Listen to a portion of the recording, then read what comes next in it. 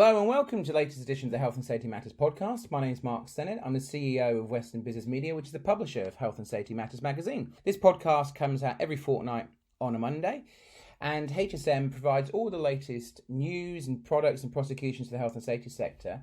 And you can check out our website for all of that on www.hsmsearch.com, and you can go there and you can see all the latest CPD webinars, and you can also get access to our e-newsletter by signing up for free, which comes out twice a week, or you can sign up to get a copy of the magazine for free, which goes out 6 times a year. So we're delighted this podcast is sponsored by the Health and Safety event. The Health and Safety event takes place at the NEC in Birmingham, and the new date for that is the 27th and 28th of April 2021. And the Health and Safety event is co-located with the Fire Safety event, the Facility event, Main Tech, the Emergency Services show, and the Security event. Now, if you want to register to attend for free or for more information on the show, all you need to do is go to www.healthandsafetyevent.com. So as always, we start off with the news, the biggest stories that have come out of the sector in the last fortnight. And to be honest, there won't be a bigger story than this all year, in my opinion. So the story I want to cover first is the latest health and safety executive figures show a record low in workplace fatalities. The Health and Safety Executive, the HSC, has released its annual figures for the number of work-related fatalities for 2019-2020, which, as I said, have dropped to a record low. This provisional annual data for work-related fatalities revealed that 111 workers were fatally injured at work between April 2019 and March 2020. That's a rate of 0.34 deaths per 100,000 workers, which is the lowest year on record. This represents a fall of 38 deaths from the previous year.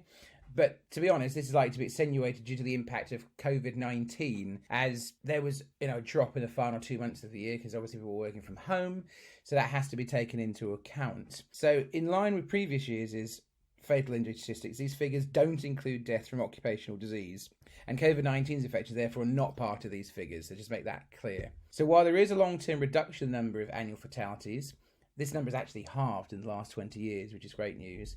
Aside from the current fall, the numbers remained broadly flat in the recent years. So although there is a drop from this, 111 is roughly in line with where we've been for previous few years. So the new figures show the spread of fatal injuries across various sectors. So 40 fatal injuries happened to construction workers, 20 fatal injuries happened in the agricultural or fishing sectors, 5 fatal injuries happened in the waste and recycling sector. The 3 most common causes of fatal incidents continue to be working at height, being struck by a moving vehicle, or being struck by a moving object. And that all collectively accounts for 60% of those 111 fatalities. The new figures continue to highlight the risk to older workers, unfortunately. 27% of fatal injuries in this period were to age 60 or over workers. And even though workers of that age group only make about 10% of the workforce. In addition, sadly, members of the public continue to be killed in connection with work-related incidents. In 2019-2020, 51 members of the public were killed as a result of work-connected incidents. It's also worth saying that mesothelioma, which is contracted through past exposure to asbestos, is one of the few work-related deaths that can be counted directly. So 2,446 fatalities in Great Britain happened in 2018. This is slightly lower than the average of 2,550 for the previous 5 years. The current figures are largely a consequence of occupational asbestos exposure that occurred before 1980.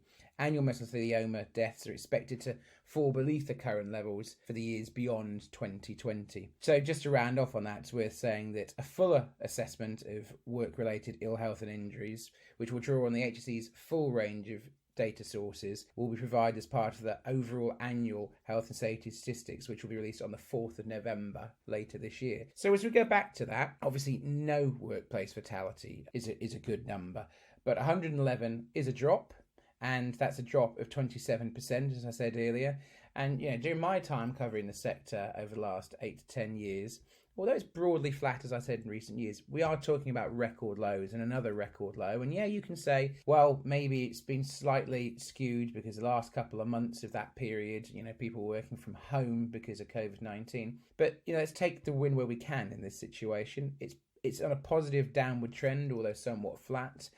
111 is too many, but it continues to decrease. So I think in that situation, we should dwell on the positive there. So our next story is the Home Secretary has set out plans to crack down on abuse and violence against shop workers. The steps, which are detailed in the Home Office's response to a call for evidence on this issue, are designed to improve support for victims and ensure that perpetrators face justice. This will include working with the National Retail Crime Steering Group on a best practice guide to support staff in reporting these crimes, strengthening and making the full use of existing laws, and improve a dating share between business and police. This call for evidence was open for 12 weeks, and organisations and individuals were asked to contribute to the government's understanding of the problem. Responses were sought from retailers, trade associations and unions, as well as those working in the retail industry. Nearly 3,500 individuals and businesses and other organisations actually took part in this survey. The majority of the respondents believed abuse towards shop staff has increased, and a significant number said they don't report incidents to the police. That's truly a sad statistic that, most of them didn't, because we don't really know quite how widespread this issue is. And I've seen incidents of this myself, which I'll come back to in a moment. The government has responded to set out a programme of work designed to address the drivers of reporting violence and assaults against shop workers and provide effective support to victims in reporting such crimes. The Sentencing Council is also reviewing its guidelines for courts on assaults and published interim guidance in April 2020, clarifying that it should be treated as an aggravating factor when assaults involve cases about threatening to do with COVID-19, such as spitting or coughing. And this is obviously now an aggravating factor for any offence committed against someone doing a service to the public. Well, I've seen this firsthand. We'll remember the absolute pandemonium we had when people thought we were going to run out of toilet roll at the beginning of this pandemic. And I saw people fighting the arse, arguing with staff in a well-known supermarket. No shop worker, no retail worker, or no worker, full stop actually, should be subject to any form of abuse. And to think that anyone could use the threats of a pandemic as spitting and coughing is just truly disgusting in my mind. So I fully support the strengthening of these guidelines, especially to people providing a service to the public, where the Sentencing Council has increased it's to be an aggravating factor. It's just not on. It's disgusting. It shouldn't happen. Everyone has a right to go to work safely and come home safe. It's just a fundamental right that people should have, and it follows on nicely from the workplace fatality figures I just said. Kit Malthouse, who's the Minister for State of Crime and Policing, said, "Shop workers are the beating hearts of our communities, and violence or abuse against them is totally unacceptable. We're determined to drive down these crimes and crucially ensure that shop workers are fully supported in reporting incidents to the police. The government is taking action to tackle violent crime of all types, including recruiting 20,000 new police officers over the next 3 years." So it's a couple of interesting things. The government still seems to be committing to adding 20,000 new police officers to the front line, despite the economic situation we're in due to the pandemic. So that's good news. We can't say that. It's good to the government still sticking to that pledge. But I think the most worrying thing that I'm seeing here is the fact that people, of those 3,500 people that took part in it, still, many of these cases are just not reported. People are just putting up with the abuse that they're getting, and that's not okay. And it can be particularly concerning for people who are lone workers. It could be someone working in a shop, a garage or whatever, on their own late at night, and they've got no one to protect them. And it just gets even worse. No one should be subjected to abuse, and they certainly shouldn't feel like it's pointless to report a crime of this nature. And that brings us nicely on to our first guest, who's Nicole Vasquez. I've known Nicole a while. She runs a fantastic conference every year to do with lone worker protection. Her business is also a training business that provides training for lone workers as well in various different scenarios, using actors to play the roles in the training. It's fantastic. It's a fantastic business. Nicole is really experienced in the lone worker sector, and in fact her conference has helped the HSE review its views and its guidance on lone working. So I was delighted to sit down with Nicole earlier in the week, and here's what she had to say.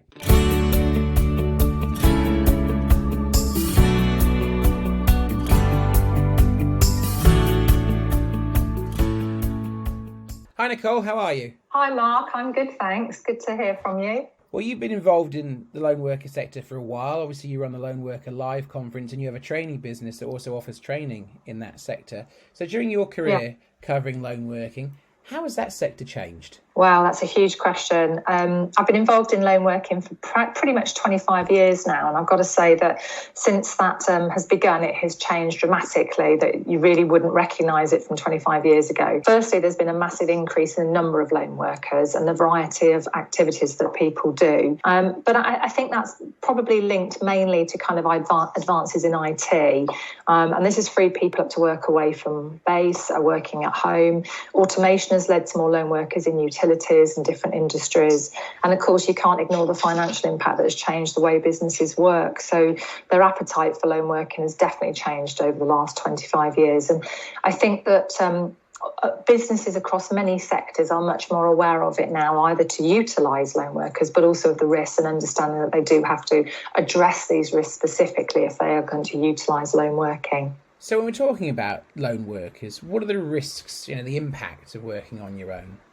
Okay, so I think there are three kind of categories of risk for loan workers. There's the traditional risk, so kind of health and safety things, slips, trips and falls, which are no more likely if you're loan working, obviously, but may have a greater impact if there is an incident because there's nobody there to call for help and support. And I think the other thing to mention on this is because we have an ageing workforce, when we come across these kind of traditional risks for health and safety, there's also the medical issues and risks. You may have people who are working for you that have underlying medical conditions that are increasing with their age, but are still out there loan working, and you may not be aware of those issues. So there's a traditional health and safety staff. And then where I started all of this from was in the personal safety and security field. So that was looking at issues around violence and aggression, managing verbal abuse, physical abuse, theft, threats against people. And anybody really that is customer or public facing can be subjected to these. And actually loan working, again, it can increase the level of risk in this area because we do know that actually personal safety and security risks are more likely to occur if somebody's working on their own. If you think of a retail environment, if I was somebody wanting to rob a store, for example, I'm more likely to choose the time to do that when somebody is working on their own, and I'm more likely to lose my temper with a lone member of staff than I would do if there was you and a colleague stood behind the till. So there's those two. But then the third area that I think people are becoming more aware of recently is the well-being and mental health side of it. And that's really just the increase in stress created by isolation. And let's be honest, the biggest issue with lone working is just not having somebody sat next to you or stood next to you to say, what do you think? What would you do? And there are people out there doing really difficult jobs. If you're a social worker or, working with people who've got a history of violence and aggression, to do that on your own on a day-to-day basis, I think is quite challenging for you. I worked last year with the HSE as part of their key stakeholder group when they were updating their lone worker guidance. And I was really proud to have championed the wellbeing and mental health piece to get that included into their categories. So now if you read their guidance, they do talk about those three areas, the traditional health and safety risks, personal safety and security, and then the wellbeing and mental health side of it as well. Well, I know, your involvement with the HSC through that is something you're rightly very proud of, and I know that a lot of that happened on the back of your successful Lone Worker Live conference. But before we go on to talk about that, let's talk about businesses' approach to risk management. So how have businesses approached managing risks changed over the years in relation to lone working? Okay, so I guess the obvious thing is that technology now plays a much more important part in controlling lone working risks than it did 25 years ago, or even 10 years ago, I would say. And technology has really advanced massively over the last decade to allow companies to utilise technology to trace their lone workers when they're out and about, to be able to send information out to their lone workers if there are incidents, for example, terrorist incidents or gas leaks, as varied as that. It really is as varied as that. But also the newest technology coming about is about monitoring the well-being of staff as well. So even things like taking blood pressure and heart rate, etc., amazingly now comes in with this lone working technology. So I think businesses' approach has been to rely more on technology. I'm going to say, if I'm honest, I don't think that's always a good thing, because it means that we take the human side out of it. And one of the challenges of lone working, as I've said earlier, is that not having a human being to kind of talk to. And I think home and remote working brings challenges for managers within businesses. There is a greater awareness of lone working, definitely. People are better at understanding how to do risk assessments that include the potential for lone working. But I still think, if I'm honest, there's still a long way to go. And let's talk about the current pandemic, the situation we're in. What impact has COVID-19 had on lone working? So post-COVID, I don't think that lone working has fundamentally changed. However, I do think that potentially the frequency and situations that people lone work in by necessity have changed. So people are coming back to work, but there are still some people working at home. So both people then end up lone working. The people that come back into the business may end up in an office or a warehouse or a store on their own. But then there's also those people still left at home. And again, the HSE included home working for the first time in their guidance this year. So it's really important to recognise that group of people. I think the risks potentially haven't really changed, although there is a perception of change of risks. And I think that there are things that people are more anxious about. So, for example, lone workers returning to work might be more worried about potential infection. And if they're anxious, then they're not focused necessarily on their work, which means if there is a problem, it's more likely to develop before they spot it. The demands on lone workers as they come back to work, I think, have increased. The workload is going to be much greater than it was previously. And the expectations of workers, if you're working from home, when does work stop and home life start? And I'm not sure businesses have really got that kind of tied down with a lot of people at the moment. So I think that's a real issue. Go back to aggression and violence. We know that there are certain issues around COVID-19 that are being potential trigger points for aggression for lone workers. For example, I'm doing some work in the rail industry at the moment, whereas we know the government have said people have to wear face coverings when they come onto the railway and use public transport. Well, as you can imagine, a lot of people don't want to do that. So who are the people that are going to have to try and enforce that role? And it's your lone workers on the station, it's the guards on the train, it's the people on the gate line, etc. And so there are different points of triggers, if you like, that could create aggression for lone workers. You've also got people going out to visit people in their own homes. They maybe haven't seen somebody for 3 or 4 months. This could be somebody with mental health problems who perhaps their treatment has slid over the last 3 or 4 months. We don't know what state of mind they're in. So there are real issues there. And of course, from a lone worker's point of view, I hate to say it, but, the last 4 or 5 months, I'm thinking, blimey, I've got to get back into a training room soon. My knowledge and my skills will have faded over that period of time. So if I'm a lone worker and it is only me to rely on, that in itself can create a problem from if I'm using technical equipment. Do I remember how this works? Who's safety checked it over the last 2 or 3 months for me? Is that going to happen before I go out there on my own? Through to, do I have the skills and do I remember how to diffuse situations if they happen?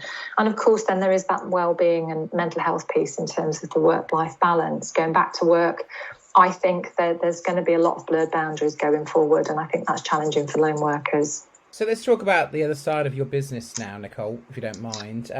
Sure. Obviously, you launched a Lone Worker Live conference and you run a successful training business on that. We've just talked about COVID. I know that we've talked off air a few times about just what a dramatic impact this pandemic's had on your business and mine. So can you tell us a bit more about the conference and your training business, please? Yeah, sure. Well, in terms of worthwhile training, although we do provide consultancy and advice when working with clients, predominantly we design and deliver face-to-face training. So that's often using drama-based workshops with actors. So obviously over the last few months, that's been challenging. However, we have seen an increase in awareness and requests for our e-learning and training films. So that's a real positive. And the week before last, we actually managed to get out and film 4 new training films, which I have to say with the COVID-19 restrictions was not an easy task. But we're really, really pleased with the output that we've got on there. So that's been really good. But I'm not sure the next time we're going to get into a training room. I'm really not. So we're trying desperately to think of different ways to do this. In terms of Lone Worker Safety Live, the whole idea of this is to try and promote it as a community and get people involved, whether you are a lone worker yourself, whether you are somebody that's health and safety advisor who's giving advice and guidance to people, or whether you are, a manager who's been tasked with doing this and you've no idea where to start. So it's been a difficult year, I've got to be honest. We were supposed to be in October, as you well know. That just felt a little bit too soon, and I'm glad that actually we preempted a lot of the kind of regulations and have decided way back at the beginning of this to move it through to February in 2021. It feels more comfortable. It also feels like it's something that people really will want to come to, because not only are we going to be tackling the traditional stuff that we've talked about, we are going to be looking at how the new norm is going to have an impact on lone working and how it's going to have an impact on businesses. And we're delighted again that this year we've got involvement from the HSE once again. I mean, as you said, it was the HSE's involvement in our first event that actually prompted them to look at their guidance and to review their guidance, because they realised there was much more to lone working than they'd considered. Last year was the year when we worked with them to help review this, and then this year they're going to come back and say, and here you go, this is what it now means and this is what it looks like, and let's see how we can work together. So I think it's going to be really useful. And again, for us, it's those three strands. It's the traditional health and safety of lone working, it's the personal safety and security, and it is the well-being and mental health piece. And I think I'm really keen to make sure that we do that broad sweep across all of those things. But it is challenging, I'm going to be honest. It's not going to be an easy year for anybody in events, I don't think. But hopefully, people will know we're there and that we can support them. So, finishing off then, Nicole, could you remind us of the date in February next year and how people can get in touch, and also how people can get in touch with you to do worthwhile training if they're interested? So I know that you've obviously had to move the event from October, and I know you also work closely with me to do with helping put on the content for the health and safety event, which is, as you know, is now going to take place in April. So in terms of people wanting to come to your event in February, what's the date, please? So the date is 23rd of February this year. That I think feels like a good time to do it. It's far enough away from Christmas. It means that hopefully people will still have budgets before their budgets run out in March time. So that's kind of the idea of it. You can find us on www.loneworkersafetylive.com, and you can register your interest that way. So there are lots of different prices on there depending on whether you're an IOSH member or whether you're a charity, etc. So it's really worth having a look at what deals there are for different organisations if you come along. In terms of worthwhile training, again, we've got a website, worthwhiletraining.com. You can find us there. But I'm always happy if people just pick up the phone and give us a shout. I'm always happy to just chat, talk about what it is that they need. We don't have products A, B and C. It's a case of you tell us what you need, we'll work out something for you. Brilliant, Nicole. It's great to see you again. Thanks for your time. You're welcome. Good to talk to you. Take care.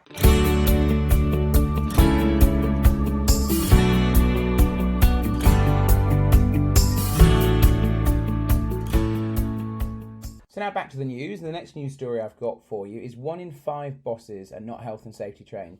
Managers obviously play a crucial role in preventing work-related accidents and ill health, but 1 in 5 companies don't train them in health and safety. And this is according to a new report published by IOSH, the Institution of Occupational Safety and Health. And they say that managers are best placed to communicate messages around worker protection while also being able to recognise and act on new hazards. In a new report that IOSH has released, which is called How to Manage Your People Safely, it includes the results of a YouGov survey where nearly 700 company decision makers from a whole range of sectors were asked about how health and safety is managed in their workplace. Of the respondents, 96% agree that line managers are important in ensuring that people who report to them are safe and healthy in the workplace, with 21% saying investigations into accidents had shown a management failure was a contributing factor. However, 19% said their organisations don't train line managers in health and safety, which, according to IOSH, is a cause of deep concern, which of course we can all agree with. Most of these organisations are small or medium-sized enterprises with 250 employees or less. So Duncan Spencer, who is head of advice and practice at IOSH, said, "As with all risks, management are accountable for delivering a safe workforce and performance. First line managers for ensuring controls are implemented, middle managers for providing the resources to deliver controls, and the leadership for settling the direction. All need different health and safety competence for their role, which needs underpinning with useful training they can apply in practice. Our survey suggests that the vast majority of businesses recognise that this is the case, but it's really worrying that so many don't train their managers in health and safety. Without this training, how do these line managers know how to properly assess how do they properly assess anything that could cause an accident or could harm someone's health? And how can they know what they need to do if there's a health and safety risk? IOSH has gone on to basically urge all organisations to ensure that line managers do have access to health and safety training. And IOSH also say this is particularly crucial at the current time as businesses across sectors are reopening their premises and having to manage risks in the wake of the COVID-19 pandemic. So yeah, it's a surprising statistic, although maybe I shouldn't be surprised these days, unfortunately, but only 1 in 5 bosses not health and safety trained. 1 in 5 line managers, that means, in health and safety. So a really interesting survey by IOSH, and 700 companies involved now, 700 direct bosses interviewed in that. So interesting statistic, but IOSH is absolutely right. Health and safety training is paramount. Making sure people are competent to make decisions to make sure that people are health and safe in the workplace is fundamentally key. It's what all of you guys do for a living, and you're all trained in this. And what IOSH is saying there is, particularly in the wake of people returning to work, how can you be competent to identify health and safety or welfare risks if you haven't had adequate training? And I think it's a fair point. So I'm going to move on to our final news story for the day. And we're back on to PPE. Obviously, it's a topic that's, very, very much in the news at the moment with COVID-19. And there's some temporary good news here from the government. So the government has announced that it's temporarily scrapping VAT on PPE. And this has been extended until the end of October. This will save care home and businesses dealing with the coronavirus outbreak about £155 million, according to the government. The decision, which is aimed at making it, as I said earlier, easier and cheaper for care homes, charities and businesses to acquire this vital kit, comes after a temporary zero-rate VAT was applied for PPE sales for an initial 3 months from the 1st of May to the 31st of July. This extension now, the zero rate will apply for 6 months, and in total consumers, including care homes, home providers and businesses, are estimated to save £155 million, like I said a moment ago. Ministers had previously removed import duties from PPE and medical supplies intended to assist with the response to the coronavirus pandemic in April 2020 to ensure that more essential equipment could get to the front line quicker. EU law governing VAT, which the UK is bound to until the end of the transitional period later this year, unless of course that's extended, we don't know yet. Who knew that Brexit would not be the thing we're talking about most this year, hey? So this EU law to do with VAT requires the UK to charge VAT on this equipment, but the government has acted under an exceptional basis, which is allowed by EU rules during health emergencies, to announce this temporary extension to the zero-rate VAT on PPE. Funding has been provided by DHSC to support the centralised procurement and supply of PPE, including supply to NHS and care providers. It's already acted to speed up PPE supply, harnessing the whole UK industry scouring the world for new stocks and creating a new distribution network to send PPE to frontline staff. So in relation to this, Financial Secretary to the Treasury, Jessie Norman, said, extending the zero VAT rate on PPE will provide the relief needed to care homes in particular so that many people as possible can continue to be protected against coronavirus. So obviously, it's not good news in the sense that we're still in the middle of a pandemic. That there's no good news in that sense. But it is good news that the government continued to take action on this to help bring down costs. And this is now an extension to what I said earlier of this zero VAT on PPE products, which has been there since 1st of May, but will now continue till later in the year. So in that sense, anything that can get things in quicker, cut through red tape, and can reduce costs on things like this has to be welcomed to the government make this move. So I think that's a nice positive story to end on there. I would like to remind everyone that we are currently running a PPE survey, which is really vital in our opinion. We do this every year, but it's particularly pertinent now with PPE being the forefront of all of your minds, about your needs, the changing needs of the PPE market. This is something that we really, really do need your input on. And you can do so by going to our website, which is hsmsearch.com, and you'll see a news story on there that says how you can get involved in it. But if you can't find it on there for any reason, what I would say is we send out a newsletter twice a week from HSM. You can sign up to that for free, and right at the top of that, I put a link on both the Monday and the Wednesday e-newsletters right at the top saying click here to get involved. And we're offering £100 Amazon vouchers to any of you that take part, and we'll, a winner will be taken from a lucky draw of that to try and win that £100 Amazon voucher. But we'll then do an in-depth report in the PP Insights Guide, which HSM publishes in October, and it will really give a key insight into the changing PPE needs that you all have, especially in this current time. So please do take part of that. You've got until the end of July to do so. So moving on now to our final guest for the day. Delighted that I was joined by John Rowan. John is the product line manager for fall protection at MSA Safety. I sat down with John earlier in the week and we talked about how MSA is continuing to help people in these challenging times, and it took a look at what's perhaps next for the sector.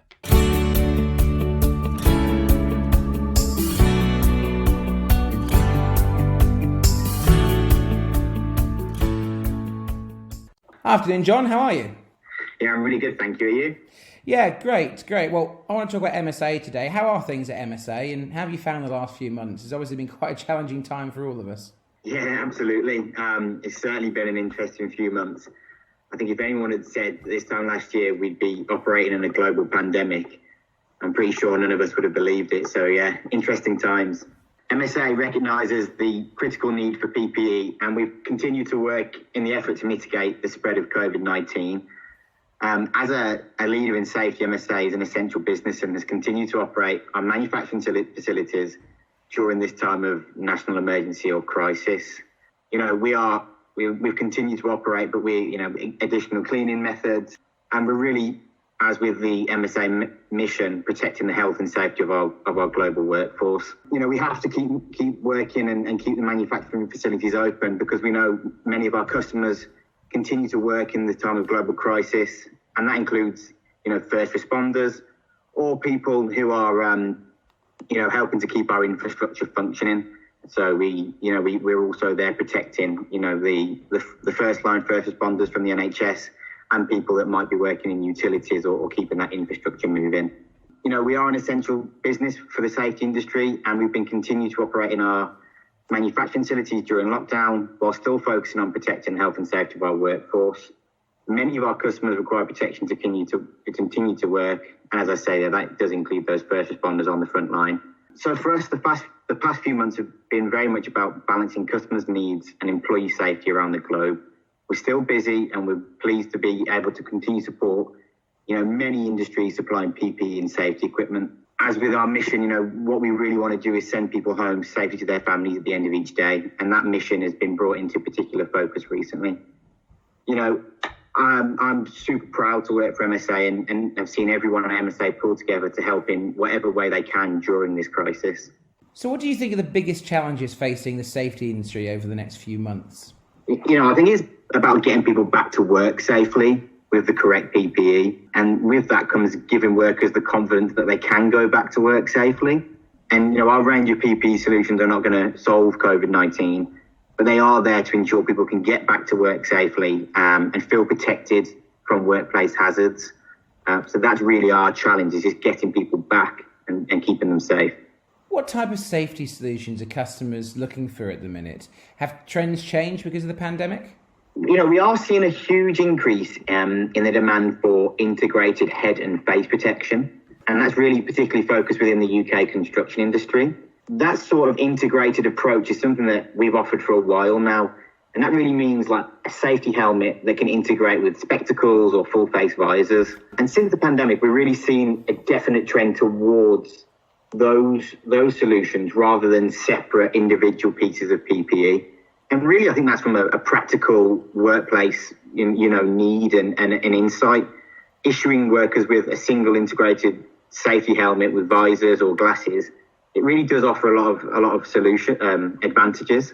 Having that single piece of PPE eliminates the risk of a worker leaving an element behind. So, we know, or a site safety manager knows they're protected. The visor or full face covering is built into the helmet and can be readily pulled down into place whenever needed. It limits the damage or separate safety glasses being vulnerable to scuffs. as they're constantly taken off or stored somewhere. They're also a lot, easily lost or misplaced. So integrating them into the helmet keeps them in one place so everyone knows where they are. And then there's the matter of correcting vision. Historically, workers who wear spectacles have required employers to issue costly personal prescription safety glasses. In contrast, with an integrated solution, clearly the full face visor comes over the spectacles, and it's a deep enough angle to accommodate everyday glasses with ease. Finally, you must examine protection and peripheral vision. The length and facial contour of visor is critically important.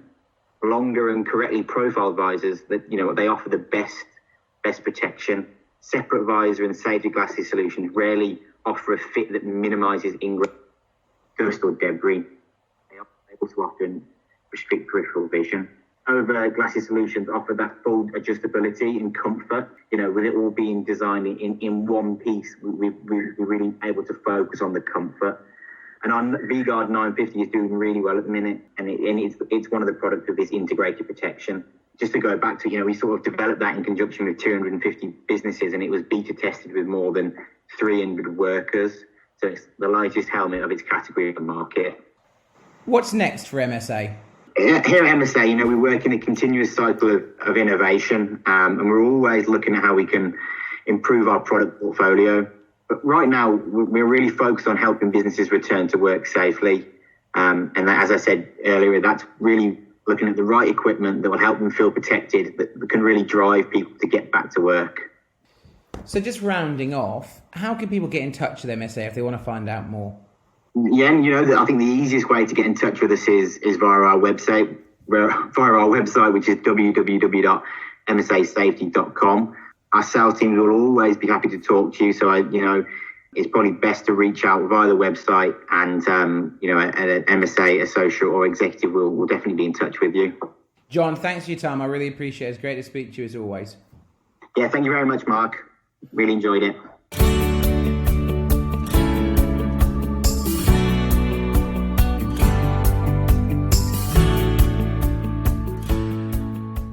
Speaking of MSA, we're actually doing a webinar with MSA on the 16th September. Our sister publication, Ppe, it's Industrial Plant and Equipment, is doing a webinar with MSA on fall protection in complex environments. That takes place, as I said, 16th of September 2020 at 10:30 a.m. You get CPD if you attend that. And what that webinar will do is what you need to know to get it right when it comes to working at height. So if you'd like to register to attend that webinar, all you need to do is go to Ppe website, which is www.ipesearch.co.uk. And that's all we've got time for this edition of the Health and Safety Matters podcast. But if you want to see all the latest health and safety news, all you need to do is go to our website, which is www.hsmsearch.com. We've got a range of CPD webinars on there, which you can go to the webinars tab on the main navigation and get CPD for listening to.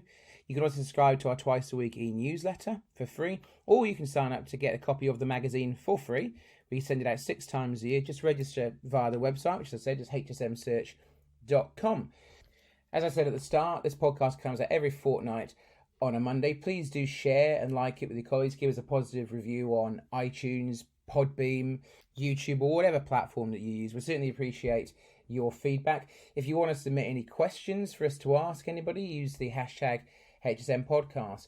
And I'd like to take this opportunity once again to thank our sponsors, the Health and Safety event. And as you'll have seen, the date for that is now into April 2021. It's 27th and 28th of April 2021. It takes place at the NEC in Birmingham, co-located with the Facilities event, the Emergency Services show, the Fire Safety event, the Security event, and Main Tech. And if you'd like to register to attend for free, all you need to do is go to healthandsafetyevent.com.